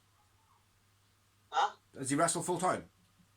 No, he actually stood up for everyone. He kicked off of Vince. He hunted out Vince backstage, and he was like, "Why the fuck are we doing this? Yeah. It suits nobody but you." Yeah. He's like, "The only person that benefits from it is you financially. Everyone else doesn't. I don't benefit. None of the other wrestlers benefit because they're not selling any merchandise. They're not getting any bonuses from selling tickets and whatnot. Yeah. No crowd's gonna see it. Yeah. Fans don't really want WrestleMania to happen in an empty arena. Yeah. I mean, I do and I don't. Selfishly, I do because I want something to watch on Saturdays. I'm bored shitless. Yeah. Well, there's lots of stuff out there, mate. WrestleMania deserves to be what it is. Yeah. It's that a spectacle. It is that big. It's a big spectacle. It needs to be postponed. You wouldn't have the Super Bowl or the World Cup final in a fucking gym yard, would you? No, exactly. Exactly. They do need to postpone it. Basically, Brock kicked off. He was like, it makes no sense. He was like, the only fucking person that benefits is you financially. You all, like, you proper kicked off at him, apparently. I never read anything about that. Huh? I never read anything about that. Yeah, I've read loads about it, mate. Ah, tidy. So, But fuck Brock. apparently, like, he backed up a lot of superstars as well, like, saying, like, I mean, he was like, why are you even booking Roman, like, I mean? Yeah. He was like, not being a cunt to Roman, but we know his immune system to this virus is massively weak. Same as Daniel Bryan. Make that WrestleMania. Yeah. Valid points, man. Next bit of news. Who wins? Nice from Brock Lesnar. Yeah. Exactly my same sentiments. Fuck Brock Lesnar. Next bit of news. WWE wrestlers are worried that they will be let go by the company and some of them are not being paid. Well, yeah, I knew this. I didn't write this down because it's the time of year wrestlers get let go anyway from WWE. Yeah, it's solely because of the epidemic, though. The reason they're worried is because of the epidemic. Why is the company going to keep holding them? If they're not using them as it is, and then they can't use them, you might as well release them. Not being a kid. Well, it's the same as you then, isn't it? In your job, it's like they can't use you at the moment because the place is not open. Why don't they just let you go and then find somebody else when they come back? There's no job security here. That's the worry, like, do you know what I mean? Yeah. Well, that's always been the thing though with wrestling. It's different. You're self-employed, isn't it? Yeah, but it's a crisis at the moment, isn't it? That's the main point. Mm. But anyway, don't want to get into it too much. Okay, I'm gonna jump on that as well because you just reminded me of a piece of news which I didn't write down, so I'll jump on it straight away. Go, shoot. Dean Ambrose, John Moxley, has all the shows that was booked for independently during this epidemic, which have been cancelled. He has paid for all the wrestlers' wages. What was he? Oh, brilliant! Well done to John Moxley. Big up John Moxley for that. That's awesome. See, now that is worthy of the news, mate. Definitely. Yeah. Do you know what I mean? I was meant to write it down, but it was right at the beginning of the week. It was like just after last week's show. Yeah. I think it should have been on last week's show, like, but yeah. Put it out there now. So I didn't get Moxley on that. I didn't get a load of news this week because, like I said, I was in my own head a little bit. Isolation and myself do not mix well. Next bit of news. Rumour is that WWE were the ones that rang the police for AEW's recent police bust at their recent tapings. But when the police turned up, all their paperwork was all in order. They were under the right terms to work during this epidemic. And if it was a sabotage by WWE, fuck you, Vince. If that's true, fuck you, Vince. But it is a rumour at the moment. It's not. There's no substance to it. It is just something going round. But I suppose that would be the thing going round, wouldn't it? Yeah, exactly. Oh, someone's wrong with the police. Oh, it's got to be Vince. You know what I mean? Yeah, that's it. Yeah. I wouldn't read too much into that. I would think WWE have got enough of their own problems with WrestleMania as it is. Yeah, but a lot of their things have been shut down now, haven't they? What? A lot of their stuff's been shut down now already. That's what I'm saying. After that's why WrestleMania's only been pre-taped because they had to. I know. They couldn't do it. Is there NXT pre-taped as well? Yeah. Yeah, that's the thing. Dynamite is still live. Dynamite were live this week. Yeah. That's what Vince. That's why the speculation is Vince is like, well, why the fuck are they live and I'm not? Yeah. Do you know what I mean? Like, and you know that is the type of move that Vince would make. You know it, mate. Do you know what I mean? Fuck Vince. Next bit of news. Kylie Ray. Yes. We all know of AEW has signed a long-term contract with Impact Wrestling. Yes. Which I like and I don't. I like Kylie Ray. I think she's. I did because I don't know why she left AEW still. Well, she has kind of said why, but it's not believable. It's not even that it's not believable. It's like that's not the answer I want. No. You know what I mean? It's like that's not the answer that. Yeah, that's the wrong answer, Kylie. Why didn't you carry on working in that kitchen? I didn't like the flour. Yeah. Yeah. What? Well, speculation is, for me personally, to break it down, is either going to be the Cody Rhodes comment. Yeah. About Bayley. Yeah. It's going to be the Nyla Rose situation. Yeah. Which I think is a valid point. If she feels strongly enough about it, she shouldn't be made to wrestle a transgender wrestler. Oh, I didn't know she was apparently against it. Well, there's nobody spoke about this. This is purely my speculation on what it could possibly be. Now, they're the only two things that I can think. Now, one of those... I would say would be invalid because Impact is right now promoting big time intergender wrestling. Yeah, but they're not... There's not a transgender. It's different. It's the ethnicities about it. Or the ethnics. Oh, the religion. Maybe religion. It could be religion, do you know what I mean? But there's a certain ethnics that surround it that a lot of like Southerners don't like. You know what I mean? And I don't know. It's purely speculation. I am not. Hold on, 2 seconds. I am not saying any of this is true fact whatsoever. Let me just make that clear. This is solely my speculation of why she didn't sign with AEW long term, or why she left. Wild guessing. Wild guessing, yeah. You know, but they are the two things. The one of them comes down to, and you can link depression to it. which would be the whole Bailey angle. Yeah. You know, her feeling under pressure and then that pressure overbearing her and then she getting depressed about it. Which is one reason she said about, well, I don't wrestle for AEW anymore because of depression, blah, blah, blah, blah, or whatever. But the truth being is she's wrestling for another national TV company. Yeah, exactly. You know, so I don't know. It's weird. The only thing I can say is it is pre-taped.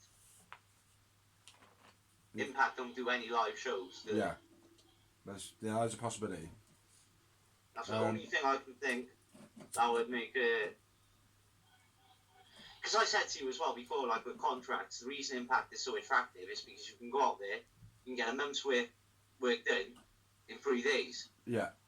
Then fuck off home or fuck off back to the independent scene, either way, like. Yeah. Which is, if you've got other stuff going on in your life, kids, married, whatever, if there's something else that you prioritise over wrestling, then that's an attractive option, like, do you know what I mean? Yeah, certainly. There is that. Like, for example, like I said, there's chefs, myself, for example, that could earn a lot more money than they do, but the job isn't worth their personal life. Yeah. If you know what I mean. Like, it takes too much out of... You can earn all that money, but it's not worth it. You've got to balance your psychological side to it, like. Yeah. But anyway, moving on. A big hit to Impact. Good timing. Yeah, definitely. Maria Manic says the situation of Teddy Hart beating her up and whatever was just a play fight gone wrong. Basically saying that between wrestlers, they fight as a couple. And he got her in a chokehold, like to kind of say, no, you're wrong, sort of thing, in this argument. Then she's tapped out and he's let her go.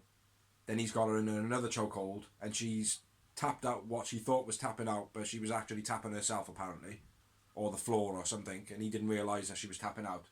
So he didn't let her go, and then she freaked out, told him to leave.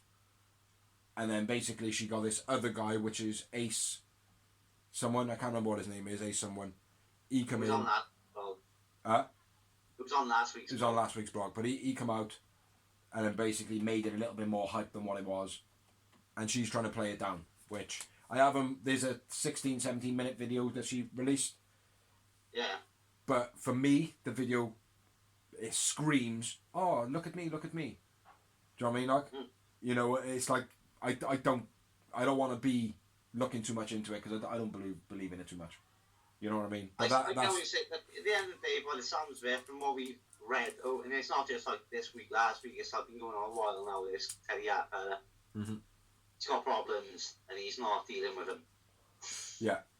You know. Basically. Yeah. So there's something dodgy going on there. He needs to be sorted out. But anyway, moving on, brother. Moving on. Dolph Ziggler's contract is running out. Now, I said to the missus straight off the bat, I was like, unless WWE... Fuck, just put my breath, where's it gone? Hey, bad end. Unless WWE don't offer him a contract, then he's staying with WWE. Because he gets paid too much money.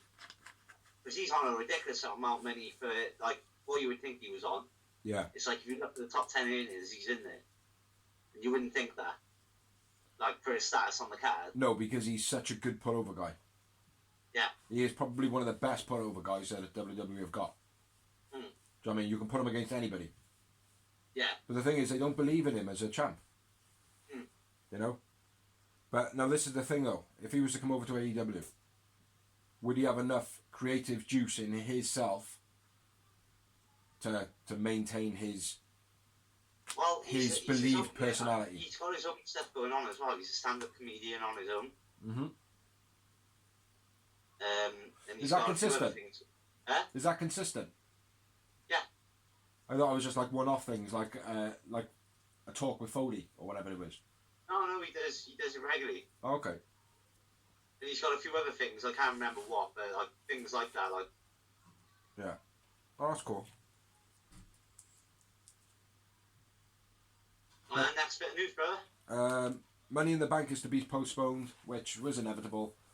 Yeah. Until the red flags picked up from this, you know, every show's going to be cancelled, really. But Well, I think Money in the Bank especially, because with a ladder match especially, you want the reaction from the crowd after doing that move. Yeah. Well, as a wrestler and as watching it on the TV. Yeah.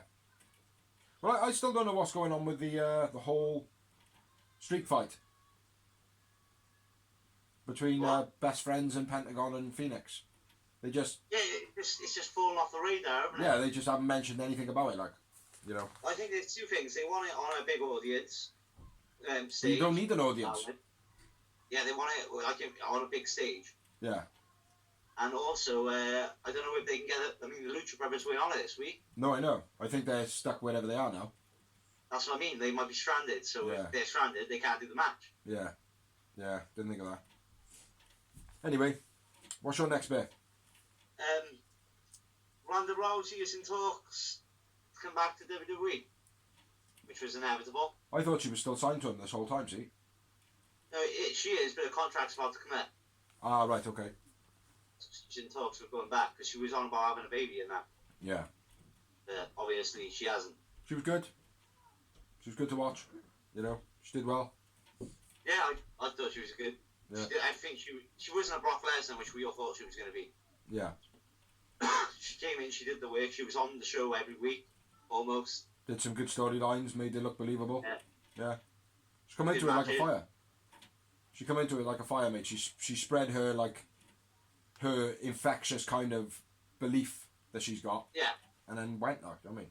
Yeah, but, exactly. Yeah, it was good. Jericho doesn't think he will make the Hall of Fame. Oh, yeah, I read about this just before. Yeah, he basically said what... If he stays in his career... Working for Tony Khan for the rest of his career, yeah. Which is pretty much what all of the wrestlers would say. You know, anybody that... Like Kurt Angle going to Impact, I'll never make the Hall of Fame if I work here. You know? Yeah. But I don't think, unfortunately, you know, that Jericho will make it back to WWE in Vince's time. I don't think he will either. I think Jericho's happy in AEW, and I think he'll stay with AEW until Vince's passed. Unless it changes. If it becomes like a WWE company, then he'll go back to WWE. Yeah. But if it doesn't, I think that'll be past the time of Vince's lifespan. Either way, mate, I think Vince McMahon will put him in the Hall of Fame anyway. I don't know. I know he got a lot of respect for him, but... People say things, but remember when we were watching Impact back in the day, Mick Foley was the world champion? Yeah. And he had a book called Against All Odds, or it was the name of the actual TNA pay-per-view. Yeah. And they advertised it on Raw. Yeah. Because he loves Mick Foley. And Jericho is another guy which he loves. Maybe. Well, he deserves it no matter what. You'll get it, mate, because how can you be like... Jericho is the first ever undisputed champion. You can try and write down our history as much as you want. Yeah. But you can't. Exactly. You haven't murdered anybody, do you know what I mean? So... Go on, what's your next bit? Ethan Page puts on a show during WrestleMania weekend. It was going to be cancelled, but he found a new place to do it. Who? Ethan Page. Oh, okay. And it's quite a big card as well, bro. Like, the main event is Scott Steiner versus someone big. Like, name someone big that's a free agent. Like Scott Steiner. As big as Scott Steiner? Yeah. Doink the like Clown? Name-wise. Doink the Clown? No. Hornswoggle? Maybe say Chris Masters. I don't think it is. Okay. But we'll say Chris Masters in a 3 Stages of Hell match. They've got like quite a few people on it. He's got a few AEW. Brian Cage, Scott Steiner versus Brian Cage, sorry. Oh, okay. Tidy. So, Brian Cage is going to be the one to end Scott Steiner then? Yeah. I wouldn't want to be messing with Scott Steiner now he's just had heart surgery, would you? I know. Fuck that. Anyway, moving on. Kevin Sullivan, who is the guy that was married to Nancy Benoit before Chris Benoit, is going to go on Jim Cornette's podcast to discuss the episode of Dark Side of the Ring. Yeah. So he's going to have his say. He's literally going to sit down next to the devil of wrestling, like in good company, and then talk about the tragedies when he could have had his opportunity on the actual documentary itself. They did offer him and he declined. Okay. But now he wants to have his say on Jim Cornette, who, like I said, is the wrestling's devil. Because let's be fair, Jim Cornette has been around all of the tragedies in wrestling. Yeah. All the cover-ups, all the shady shit. Do you know what I mean? So, and he makes claim that he's the one that takes credit for the Shawn Michaels screw job. Bret Hart screw job. Yeah. He takes credit for it, and Russo takes credit for it. You know? Now, if that's not the devil in either one of those, and Kevin Sullivan's happy to go on his show... Huh? It was Triple H and Shawn Michaels. Yeah, but the idea pitched... Yeah, it was Triple H and Shawn Michaels. I don't know about that. I that's my personal belief. Out of all the stories I believe it was Triple H and Shawn Michaels. Well, apparently it was Vince McMahon's ultimate decision, like it usually is. You know? But it was Vince's ultimate decision, but it was Vince and Triple H that basically sold him the idea. Yeah. But I think it's a little bit shady. Shawn and Triple H. I think it's a bit shady, man. I think he could have discussed this on the documentary. But what's your next one, man? Sasha Banks wants her dream match is against Trish Stratus. Mm-hmm. Said that for a while, haven't she? I don't know, mate. It's based on my read it, so I put it there. Next bit of news. WWE Network is now working in the Middle East, including Saudi Arabia. No more talk on why it was taken down, but it's back up and running now. But I didn't know that. Something dodgy, yeah. I read it today. Something dodgy going on there, though. Yeah. Next bit of news. AEW beat NXT in the ratings again. That's my last bit of news. Those ratings were pretty poor this week. Yeah, but that's because the news channels are fucking spiking, mate. Yeah, so, I suppose, but even so, though, mate, over 500,000. You know, yeah. That's pretty good. You know. I was surprised, though, personally, because, as a wrestling fan, yeah, being in lockdown, surely the wrestling ratings should be higher than ever. Well, people are freaking out, though, mate, because of the whole scare tactics of the media. Yeah, everybody's watching the news. Everybody's keeping up with that. So you got half of the population who are definitely going to be worried, and then you've got the other half that are kind of undecided. Some of them will be undecided, and then you've got the people like us. It's like, well, it is what it is, you know. Yeah. But that population of it is what it is probably only about 25%, 20%. It's not a lot, do you know what I mean? But well, people, chill the fuck out. It is what it is. Yeah. Start watching AEW. Get on AEW. Chill out and just look at it this way. You're paid to do fuck all. Yeah. But once in your entire life, it's good. You're on the door. It's not like doing this out of choice. Some of them are. Some of them are, brother. But my last bit of news is there's a Ric Flair movie in the making by The Rock and WWE. Nice. Which I think would be very good. I think it will. I think that would be a hell of a tale. Got a hell of a story. Yeah, hell of a tale. But that's my last bit of news. Well, I've got quite a bit left then. Go on, man. Rattle it off. Hangman's new T-shirt. The profits go to a virus fund, which is obviously to do with the coronavirus. Yeah. I can't remember. It's a cool T-shirt, but whatever it is, check it out on shopaew.com. I'll have a look. AEW apparently have 6 weeks TV taped already. Middle of May. Yeah, which I'm well happy about. Yeah. Don't know what kind of quality it's going to be. Well, at the end of the day, during this, while we got, everybody understands, or if they don't, they're morons, the score. Yeah. You know what I mean? Yeah. We all know, you know what I mean? Me and you know it, watching it. We're massive fans. Yeah. We understand that at hard times it is, you know what I mean? We can't have certain matches because of the way it is. There's nothing anyone can do about it. No, exactly. You know what I mean? Yeah. Simple as that. Indubitably. Yeah, I'm well versed that the AEW roster are willing to entertain us, and they've got 6 weeks worth of TV taping to keep us entertained during lockdown. Yeah. More prepared than WWE. Well, I know they're already considering shutting shop, innit? Everyone's considering shutting shop. Like I said, apparently after they WWE have pre-taped up until Raw this Monday. Yeah. And apparently that's it, and they're going to shut. Yeah. Well, see how things Which pan is out. why I travelled back to my others and got my PS3. So I was like, oh my god, I'm going to have to replace 8 hours of TV time with my PlayStation. Yeah. We'll have to see what games we got, man. See if we can play online. But anybody with Netflix, good bit of wrestling news. There's 2 lots of wrestling shows coming your way next week. What's that? There's 2 wrestling shows coming your way on Netflix next week. Yeah, what is that? We've got a series, which is the Big Show series. Oh, is that comedy he's in? Huh? That comedy he's in? Yeah, he's playing himself. Yeah. And he's retired. He's the Big Show, retired with his family. Okay. And he's got all girls. Oh, tidy. That'll be a pretty good one. It does look real funny, fair play. Yep, I'll have a look at that. Anyway. Remind me of that next week, yeah? Huh? Remind me of that next week. Oh. Well, you got Netflix, have you? Yeah, I'm on my brother's. Yeah, cool. And WWE have also released a film, which is coming on Netflix next week, called Main Event. Okay, what's that? Also looks really good. It's about it's based typical thing a WWE should do. It's about a young boy who wants to become a WWE superstar who probably ends up becoming a WWE superstar. So basically, QT Marshall's video then. That's what QT Marshall did. Basically, basically a wrestler who filmed himself to his rise. How long did he film it?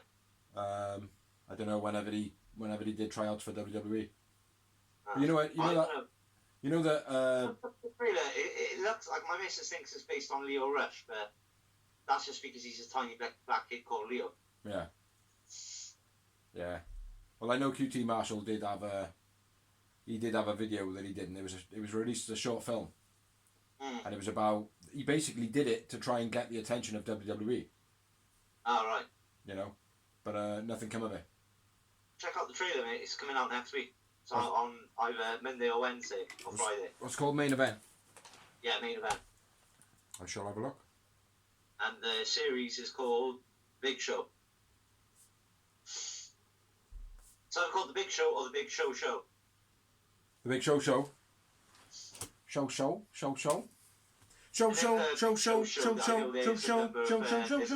Cameos in it as well. Yeah. Mark Henry and a few other wrestlers. Tidy. Is that got any more? Yeah. Oh.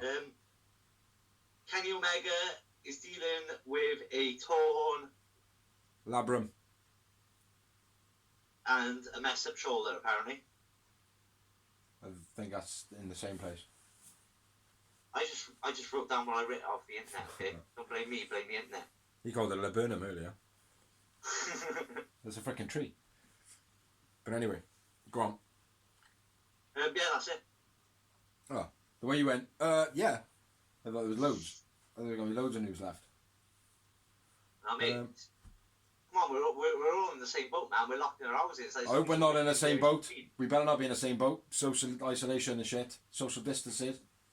Not going to be able to get all these people on a boat, boys. Yeah.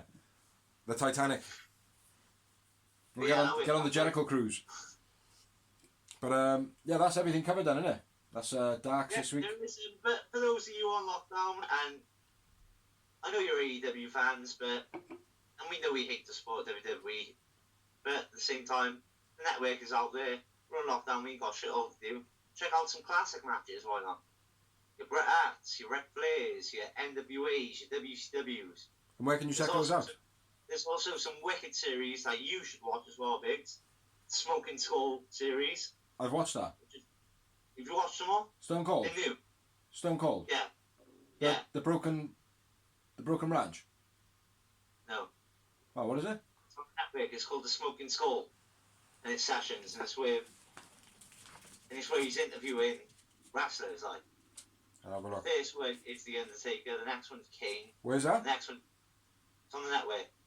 Ah, right, okay. I probably won't look at that then, bro. Right, you got access to it. I can't be asked though, bro. Well, you can probably find it elsewhere. If I watch that stupid network, I give them another view. I don't want to do that fucking shit for fucking fuck you, Vince. Alright, whatever. You say fuck you, Vince, but you don't say fuck WWE. It's not Vince's network, it's WWE network. Well, it is Vince's network. Whilst Vince is in power, everything is... Look, mate, you said the sentiment earlier, right? Brock Lesnar. You praised Brock Lesnar. You of all people praised Brock Lesnar. I do, because I'll give people their props when they deserve it. But that's the thing. He's standing up to Vince for a very valid point. Now, that comes from Brock Lesnar. Now, for it to come to Brock Lesnar, right, shows how much of a cunt Vince McMahon is. Mm-hmm. Do you know what I'm saying? I do know what you're saying. So, fuck Vince and his fucking network. The rest are on the show that are getting paid for it, and the people which put the work into it. Well, when Vince steps aside, we'll be all good. Well, watch it on YouTube or something like that. I'll watch it on YouTube. See the proper quality because it's just an interview. Yeah. But he has his first guest is I think it's Undertaker, then it's Kane, then it's Big Show, then it's Goldberg. Fuck that one. Talking about something like not to take anything away from all those wrestlers because they are all awesome wrestlers, but something that is important. Have you watched the Unrestricted, the AEW Unrestricted? I have watched the Moxley one and the Cody one. I haven't watched the Young Bucks one yet. Jim Ross. No, I haven't watched that one yet either. From Jim Ross, the Young Bucks. Brandy's on there next. When did you told me to watch Canadian guy? Oh, Chris Van Vliet. That's the one. I mean, I've watched loads of his. They're good, aren't they? Yeah, I think I've watched them all, like me, pretty much. Oh, I haven't watched them all. So it's like some of the wrestlers I'm not that interested in. The Vampiro one was good. Yeah, the Vampiro was fucked up. Yeah. But anyway, we'll keep that for another day. Yeah. Yeah, that's everything now, I think, covered. That's Dark covered, Dynamite covered, the weekly news covered. So we will go back on the hunt now for... Say that again? And we even gave you some extra shows to watch during lockdown. Yeah, this one. Do you know what I mean? This one. And the others I mentioned in the news. Yeah, but mainly all of this one and all the previous ones that we've made. Because we've been they wouldn't know about the ones that I said if we didn't watch this one, would they, you jackass? Shut up, jackass. We've been doing this from the beginning. From the beginning of AEW. Not just AEW Dynamite. It's not just Dynamite and Dark. Since the very first pay-per-view. Yeah, since the very beginning. So, no, we missed the one. We missed the very first one. It wasn't AEW. No, it wasn't AEW. No, it was ROH sponsored. But, yeah. Other than that, well, maybe we'll do one later on and review it. That would be good. We missed it. Yeah, that would be a good idea. But, yeah, what was I going to say then? Yeah, thank you to everybody who watches. Thank you to everybody who shares. Thank you everybody who allows us to put it on your page to share. Yeah. And again, like we always say, if you're interested in the video, you know, and we're okay to share it on your page or whatever, or you know, anything like that, we'll share your stuff. If you share our stuff, you know, as long as we believe in it and you believe in it, we'll do so. Like, you know. At the end of the day, we love wrestling. We're real wrestling fans. That's why we do what we do. I do find it hard. I do find it hard watching everything. Like, I mean, I'm fully on AEW at the moment. Fully engaged in AEW. You know, I know about AEW big style. You know, well, I'm a wrestling fucking library book. Yeah, exactly. He's the encyclopedia. But yeah. So I've thank you to everybody who has shared. Like I said, it'll all be in the credits at the end. Thank you to both the missuses for putting up with basically us taking over your living room, bedrooms, or whatever, you know, because we can't get to the studio at the moment. The Modding Man Le Studio! So, yeah, we're coming from our living rooms at the moment. I miss my older brother! I miss my younger brother! So, yeah, I've been Big Z. I've been Phenomenal Dozy. This has been the Real Wrestling Show _blog, and we are the Real Wrestling Show for the Real Wrestling Show. AEW. So, yeah, you know, if you enjoy, share it to a fan. If you don't enjoy, share it to a fan.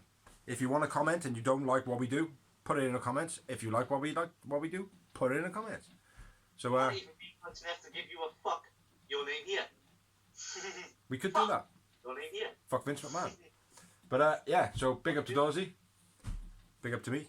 Big up Big Z. I bigged up myself then, and you bigged me up, so double bigs up for me.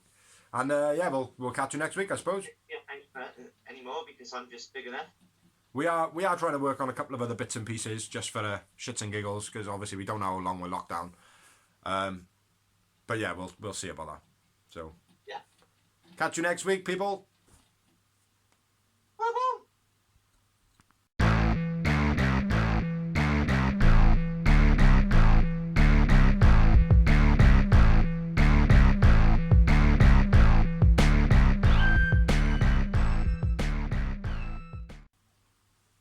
You see my dog?